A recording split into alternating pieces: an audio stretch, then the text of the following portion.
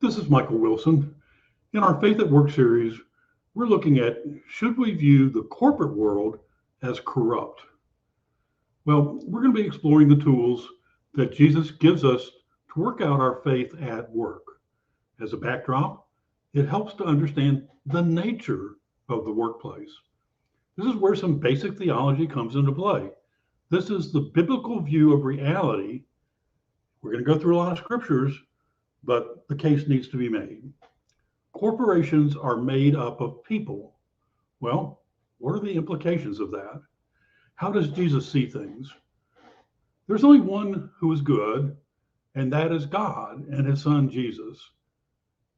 And so Jesus declares in Matthew 19:17, why do you ask me about what is good? There is only one who is good. So Jesus knows that evil is real and that we are evil. The followers of Jesus have good news at work. God will deliver us from evil. We must be aware, however, that we live and work in an evil world.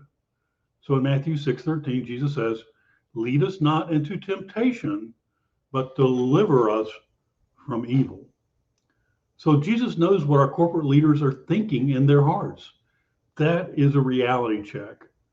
Matthew 9:4, Jesus says, knowing their thoughts, Jesus said, why do you think evil in your hearts? It was a pretty good question. So we may hear good things coming out of the mouth of our leaders and our colleagues. Should we be concerned? Yes. And Jesus has some answers for that. Matthew 12:34-37. You brood of vipers, how can you speak good when you are evil? For out of the abundance of the heart, the mouth speaks. And this is the judgment. The light has come into the world, and the people love the darkness rather than the light, because their works were evil. And the Apostle Paul sees this clearly as well. Romans 3:23. There is no distinction, for all have sinned and fall short of the glory of God. What then? Are the Jews any better off? Not at all. We are all charged that all, both Jews and Greeks, are under sin, as it is written. None is righteous, no, not one. No one understands. No one seeks for God. All have turned aside. Together they have become worthless. No one does good, not even one. Their throat is an open grave. They use their tongues to deceive. The venom of asp is on their lips. Their mouth is full of curses and bitterness. They are swift to shed blood, and their paths are ruin and misery. And the way of peace they have not known.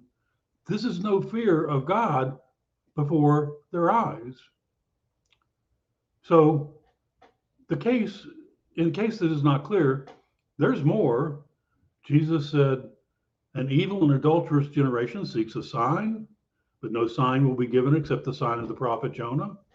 Look carefully then how you walk, not as an unwise, but as a wise, making the best of the time, for the days are evil. We do not wrestle against flesh and blood, but against rulers, against the authorities, against cosmic powers, over the present darkness, against the spiritual forces of evil in the heavenly places and our corporate world. Therefore, take the whole armor of God, that you may be able to withstand in the evil day, and having done all, to stand firm. Take care, brothers, lest there be any of you an evil and unbelieving heart, leading you to fall away from the living God. We know that we are from God, and the whole world lies in the power of the evil one. So there is theology at play here, is known as the doctrine of total depravity. The doctrine of total depravity is an acknowledgement that the Bible teaches that as a result of the fall of man, every part of man, his mind, will, emotions, and flesh, have been corrupted by sin. In other words, sin affects all the areas, being included who we are and what we do. It penetrates to the very core of our being, so that everything is tainted by sin, and all of our righteous acts are like filthy rags before a holy God. It acknowledges the Bible teaches that we sin because we are sinners by nature. Or as Jesus says, every tree that bears good fruit will be spared, but the bad tree bears bad fruit. A good tree cannot produce bad fruit, nor can a bad tree produce good fruit. The total depravity of man is seen out through the entire Bible. Man is deceitful and desperately wicked. The Bible also teaches us that man is born dead in transgression and sin. The Bible teaches that because unregenerate man is dead in his transgression, he is held captive by a love for sin, so that he will not seek God because he loves the darkness and does not understand the things of God. Therefore, men suppress the truth of God in unrighteousness and continue to willfully live in sin because they are totally depraved. This sinful lifestyle seems right to men, so they reject the good news of Jesus, the Messiah, as foolishness, and in their mind is hostility towards God, for it does not subject itself to the law of God, but is unable to do so. The Apostle Paul summarizes the total depravity of man in Romans 3:9-18. He begins this passage by saying that both Jews and Greeks are under sin. Simply put, this man is under control of sin, or is controlled by his sin nature. The fact that the unregenerate people are controlled by their selfish, sinful tendencies should not come as a surprise to a parent. What parent has to teach his or her child to be selfish, to covet what someone else has, or to lie?